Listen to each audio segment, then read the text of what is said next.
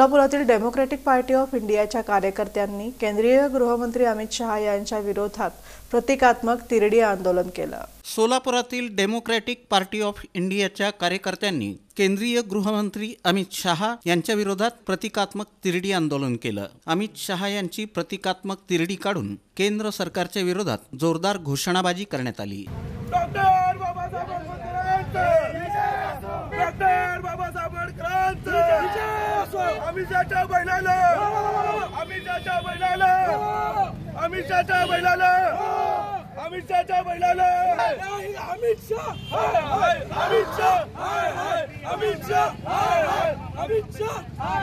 यावेळी democratic party of India Solapur शहराच्या वतीनं सोलापूर शहर युवक अध्यक्ष मिथुन लोखंडे, सोलापूर जिल्हा संपर्क प्रमुख रोहित खिलारे आणि कार्यकर्ते सहभागी झाले होते।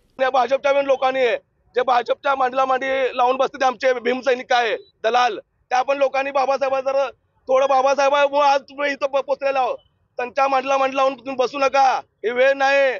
आणि ही आताच आपल्याला सर्वांनी एकत्र दलित समाजाने सर्वांनी एकत्र याची वेळ आहे, आता नाही, अभी नाही तो कभी नाही। डॉक्टर बाबासाहेब आंबेडकरांबद्दल अमित शहाने देशाचा गृहमंत्री असताना बाबासाहेबांबद्दल जे चुकीचं बेताल वक्तव्य केलेलं आहे की तुम्ही बाबासाहेबांचं नाव हे फॅशन नाही तर या देशाची शान आहे आणि बाबासाहेब हे देशाचं एक ब्रँड आहे।